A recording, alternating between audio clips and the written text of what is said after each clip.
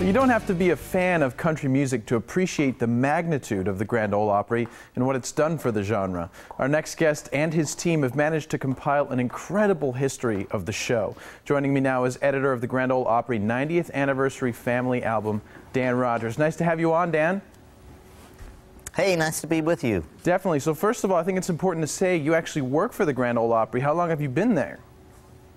I've been there 18 years, 18 great years. Yeah, I'm sure they've been great. And what makes the Grand Ole Opry so important in the history of music? I think everything from the very beginning of the Grand Ole Opry with a fiddle tune in 1925 right up to this very weekend when folks like Little Big Town and country music superstar Carrie Underwood will be here to celebrate 90 years. It's often been the members and the artists on the show that have made it happen. Yeah, and everyone involved is incredibly talented. So what does it actually take for someone to become a member of the Grand Ole Opry?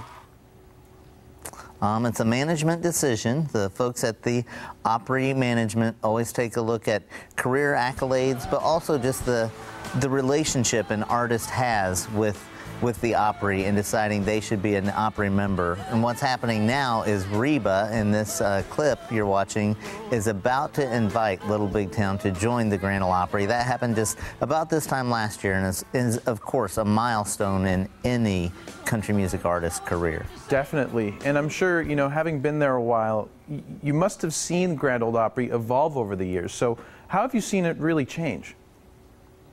Sure. You know, the Opry has always been a reflection of country music at that given time. So, you know, back in the 1950s and 60s, you'd see like folks like Johnny Cash on stage, and then fast forward today when the Opry is as relevant as it's ever been. You know, Carrie Underwood won American Idol, and within 2 weeks, she was performing at the Grand Ole Opry, and then within a couple of years after that, she became an official Opry member. So we always love it when someone like Carrie or Blake Shelton or, speaking of Arizona, Dierks Bentley comes and visits us at the Opry. Yes, and really, comes home to the show. Absolutely, big names there. And so what makes this book a must-have for somebody to buy? I think for me, it's a walk through country music history with every page. You know, it begins in 1925 with that fiddle tune, and you just walk through all the styles of country music, all the hairstyles, all the fashions of country music, all taking place on that Opry stage or in the Opry backstage area. And one of the biggest things that I loved about it, flipping through the book, first of all, you're going through it and it just feels like you're holding history in your hand. But more than anything, it's the little tidbits and little stories that somebody may not have heard otherwise. So can you give us sort of a taste of what someone might see if they open this book? Oh, you know, one of my favorite things that's ever happened at the Opry, and of course I wasn't there to see it, but to see those video clips, is when President Richard Nixon visited the Grand Ole Opry House. It was the night the Opry House opened, and he did, of all things, he sat down at the piano and sang "God Bless America," and the audience joined along, and it's to me one of the most interesting clips from the Opry or from President Nixon's archives. I would call that epic. That's unbelievable. And of course you have other contributors to the book. Brad Paisley, for example, is writing a dedication. Who's he dedicating?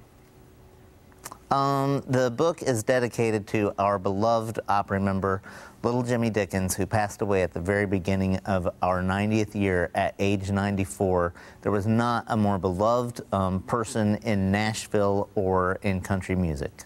Great. Well, Dan, before we go really quick, where can people actually go and find and purchase this book?